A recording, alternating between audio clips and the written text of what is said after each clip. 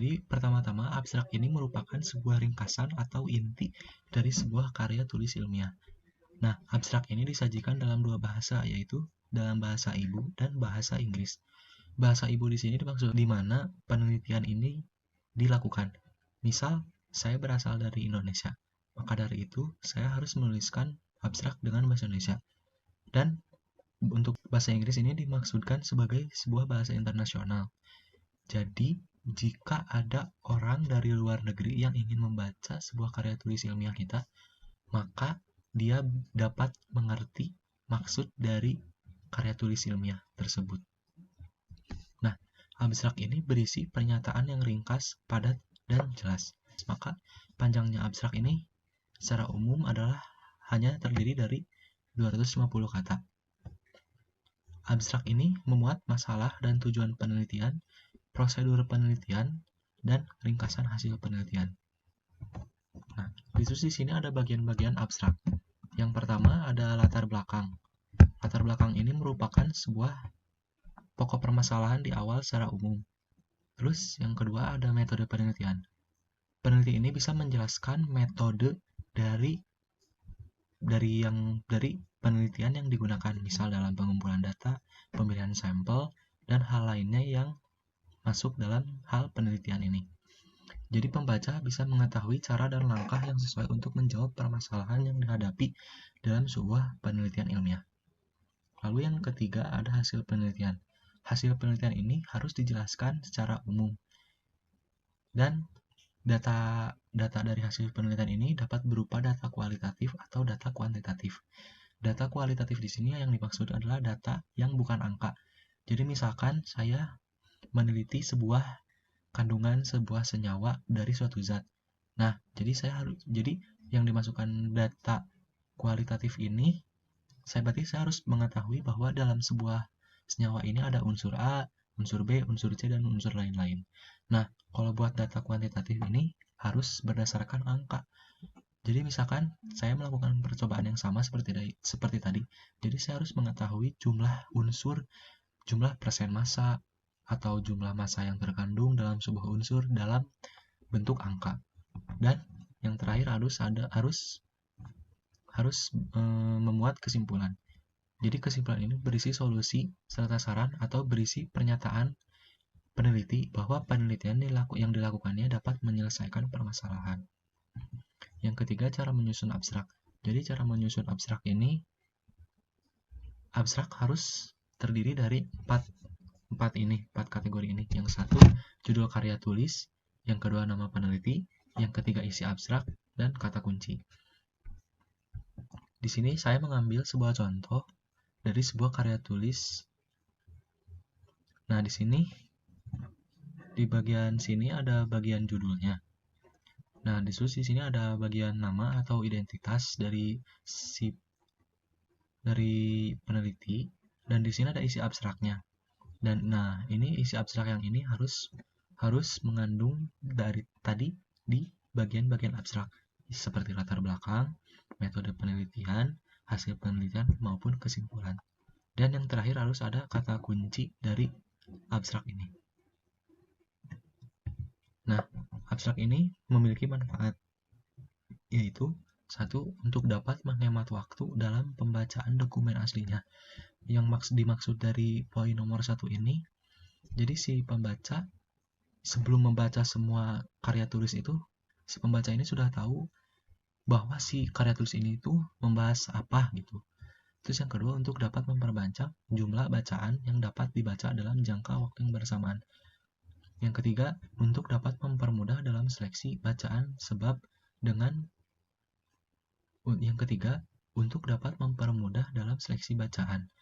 dengan membaca judul-judul saja, pembaca belum diketahui jelas seluruh isi dalam karangan. Jadi, abstrak ini tujuannya memberi informasi tambahan kepada pembaca sebelum membaca karya tulis secara utuh.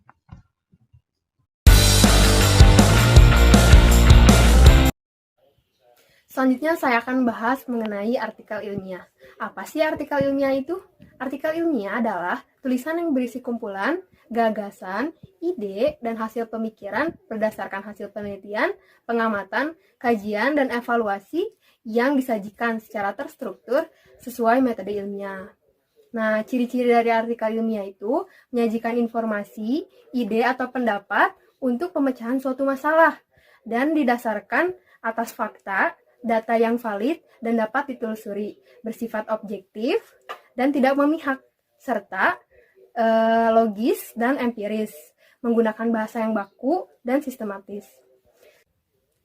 Selanjutnya ada sistematika artikel ilmiah. Yang pertama ada judul, kemudian abstrak atau ringkasan, pendahuluan, metode, hasil penelitian, diskusi, kesimpulan dan saran, ucapan terima kasih jika ada, dan daftar pustaka. Nah, selanjutnya artikel ilmiah ini ada beberapa jenis. Yang pertama, artikel penelitian atau research articles. Artikel ini memuat informasi tentang ilmu pengetahuan baru yang telah dipublikasikan pada jurnal, baik nasional maupun internasional. Juga menjelaskan tentang hasil riset yang bersifat baru dan original, serta menjelaskan metodologi penelitian yang digunakan. Selanjutnya ada artikel review, berisi rangkuman dari beberapa hasil penelitian yang telah dilakukan, disusun secara komprehensif dengan pemahaman yang mendalam terkait bidang ilmu tertentu. Nah, biasanya ini dibatasi awal dan akhir tahun studi literatur yang diterbitkan. Yang ketiga ada artikel berita atau news article, menjelaskan, memuat penjelasan dan analisa tentang hasil penelitian yang telah dilakukan. Tujuannya untuk memberikan informasi atau wawasan yang akurat kepada masyarakat yang berdasar atas observasi, eksperimen, atau survei yang telah dilakukan. Nah, yang terakhir ada artikel abstrak dan proceeding, berisi penjelasan hasil penelitian yang dipresentasikan pada kegiatan konferensi ilmiah yang ditujukan untuk para ilmuwan atau peneliti untuk berdiskusi dan mempresentasikan hasil penelitian yang sudah mereka kerjakan.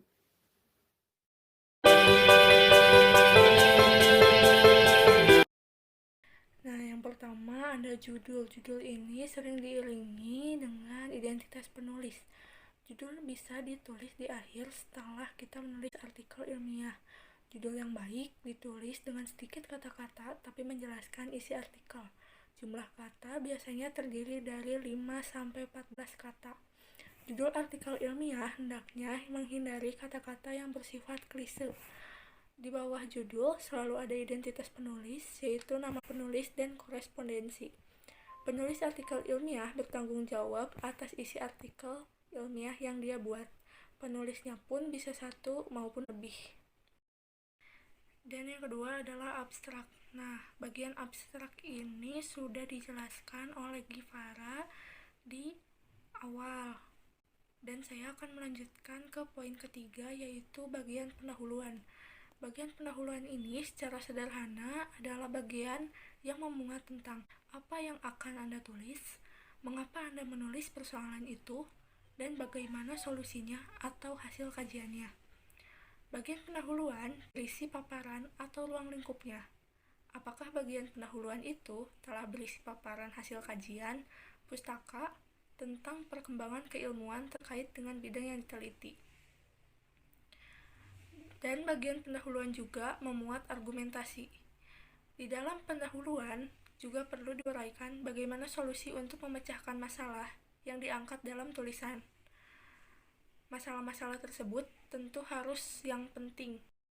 Yang selanjutnya ada kajian teori. Nah, kajian teori ini memuat yang menjadi dasar dalam sebuah tulisan. Di dalamnya memuat minimal 3 gagasan pakar yang diambil dari buku atau artikel ilmiah yang lain. Dan selanjutnya diakhiri dengan sintesis penulis. Di dalam menyusun kajian teori, harus disusun dengan jelas dan bertanggung jawab oleh penulis atau peneliti. Teori yang diambil harus sesuai dengan permasalahan yang diangkat. Posisi teori dimanfaatkan untuk membantu atau menafsirkan permasalahan yang diangkat. Yang selanjutnya lagi adalah metode. Metode ini adalah teknik yang digunakan peneliti untuk mengumpulkan dan menganalisis data. Biasanya, Di dalam metode diuraikan tentang apa jenis penelitian, apa sumber datanya, bagaimana teknik pengumpulan datanya, bagaimana teknik pengumpulan datanya, dan analisis datanya, serta bagaimana data yang diambil dalam kajian itu divalidasi. Yang selanjutnya adalah pembahasan. Nah, pembahasan ini memuat hasil, dan sebelum membahas juga boleh dimunculkan dulu hasil kajiannya terlebih dahulu. Hasil kajian ini perlu disusun secara ringkas, boleh juga dituangkan dalam bentuk tabel, gambar, grafik, atau lainnya dengan disertai penjelasan dalam bentuk teks. Nah, hasil kajian biasanya dipaparkan dalam bentuk yang mudah dipahami seperti tabel ataupun bagan. Sedangkan bagian pembahasan tidak hanya mengulang pernyataan-pernyataan ulang mengenai deskripsi hasil. Namun, di dalam pembahasan perlu ada interpretasi data, menghubungkan antara teori dengan hasil penelitian, menghubungkan antara hasil penelitian yang sudah ada dengan hasil penelitian yang Anda tulis. Dengan kata lain, dalam bagian pembahasan memuat arti dari hasil yang diperoleh dan mengapa itu berbeda ataupun mendukung gagasan penelitian yang sudah ada. Selanjutnya adalah bagian penutup. Bagian penutup ini terdiri dari dua bagian, yaitu simpulan dan ucapan terima kasih. Untuk simpulan ditulis ringkas yang memuat informasi yang cukup sehingga pembaca mengetahui bahwa Anda telah membuktikan hipotesis Anda, mengetahui kelebihan dan kekurangan dari metode yang Anda gunakan. Terus kalau ucapan terima kasih itu ditujukan kepada pihak-pihak yang berkontribusi dalam penelitian dan kajian yang dilakukan. Yang terakhir ada daftar pustaka. Nah, daftar pustaka ini adalah penulis harus mencatat semua referensi yang digunakan secara langsung. Biasanya artikel ilmiah ditulis dengan kurang lebih 20 referensi. Referensi baru tentunya kurang lebih 5 tahun terakhir itu yang lebih dianjurkan untuk dijadikan referensi di artikel ilmiah ini. Untuk sekarang saya akan membahas tentang jurnal. Yang pertama adalah pengertian jurnal. Jurnal merupakan suatu formulir yang mencatat suatu kegiatan. Di sini adalah jurnal untuk menulis suatu kegiatan adalah kita misalkan adalah jurnal kegiatan atau jurnal penelitian. Dan juga jurnal bisa dikaitkan dengan perakuntasian. Di sini ada jenis-jenis jurnal juga. Jurnal dibagi dua kelompok, yaitu melibatkan penerimaan pengeluaran di awal dan juga penerimaan atau pengeluaran di akhir, misalkan di belakang. Dan ini mungkin saya menjelaskannya dalam bidang perakutansian. Yang ketiga ada syarat-syarat jurnal. Syarat-syarat jurnal harus mempunyai struktur yang benar dalam jurnal, seperti meliputi judul, abstrak, pendahuluan, atau daftar pustaka, atau merupakan kesimpulan juga. Yang keempat ada karakteristik jurnal. Yang pertama ada regular, misalnya bulanan atau virtualan. Yang kedua ada membahas ruang lingkup tertentu. Yang ketiga ada terdapat kebijakan publikasi dan panduan penulis. Ada beberapa cara untuk melakukan penelusuran artikel ilmiah melalui beberapa website. Yang pertama, Google, yang kedua, Academic Search, yang ketiga, Sinta, dan yang keempat, Garuda. Dalam mengecek artikel ilmiah yang sudah dipublikasikan, bisa menggunakan website yang saya sebutkan tadi. Website tersebut untuk menelusuri jurnal yang berisi ber-ISSN dan EISSN. Dan sekarang saya akan membahas tentang 6 cara untuk menelusuri jurnal yang ber-ISSN. Yang pertama, perpustakaan. Cara yang terbaik untuk kita dapat mencari jurnal yang ber-ISSN, kita pergi ke perpustakaan. Yang kedua ialah IP. Pernahkah kalian mendengar IP? IP adalah portal Garuda Publikasi Indonesia Index. Bentuknya adalah website yang menyediakan beberapa jurnal secara gratis. Yang ketiga, LIPI. Di poin kedua, kita telah membahas apa itu IP. Di poin ketiga, kita akan membahas istilah ilmu pengetahuan Indonesia. Bagi di kalangan masyarakat dan mahasiswa, LIPI sangat asing sekali. Yang keempat ialah DOAJ. DOAJ adalah website untuk kita mencari jurnal ilmiah yang Di kesempatan kali ini, saya Gisni Fitriani akan membahas tentang bagaimana cara mempublish artikel ilmiah atau submit ke jurnal. Nah, sebelum ke caranya bagaimana, saya akan menjelaskan dulu bahwa jurnal itu terbagi menjadi dua bagian, yaitu jurnal nasional dan jurnal internasional. Nah, jurnal nasional itu terbagi lagi menjadi dua, yaitu jurnal yang ber-ISSN atau EISSN dan yang terakreditasi SINTA. Kalau jurnal yang ISSN itu jurnal yang dicetak atau dibukukan. Nah, kalau yang EISSN itu yang berbentuk elektroniknya. Nah, itu kalian bisa masuk ke website yang namanya garuda.restikbrin.go.id. Nah, ada di sini website ya, bisa dilihat. Nah, caranya itu kalian tinggal masuk ke Google seperti biasa, terus kalian ketik garuda.ristekblin.go.id. Nah, kalian cari dan itu sudah tampilannya seperti ini. Nah, di situ kalian bisa lihat ada artikel. Nah, jika kalian sudah melihat itu semua, kalian scroll lagi ke atas dan kalian pilih subjek. Nah, setelah pilih subjek, di situ ada banyak sekali genre jurnal yang akan kalian pilih. Nah, misalkan kalian ingin memilih tentang teman-teman, di sini aku memilih contoh yaitu jurnal yang mengenrekan education. Nah, publishnya tuh by STKIP PGRI Sidoarjo. Terus ada ISSN-nya juga dan EISSN-nya juga. Ada yang dicetaknya, ada yang elektroniknya.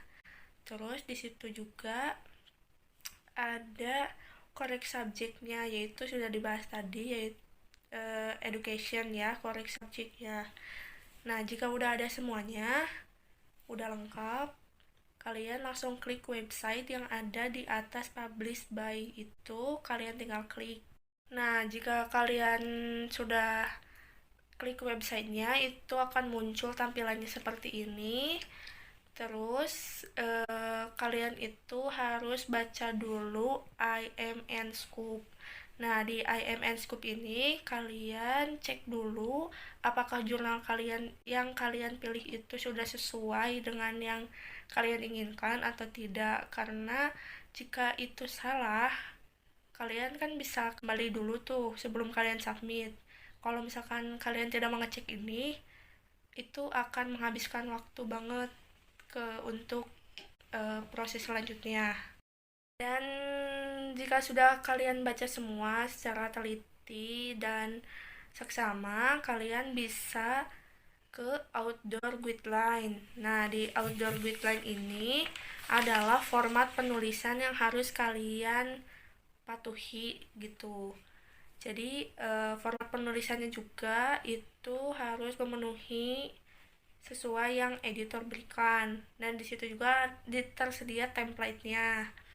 Nah, template-nya itu kalian tinggal download aja di bawah ini, dan kalian tinggal klik dan itu sudah otomatis akan terdownload.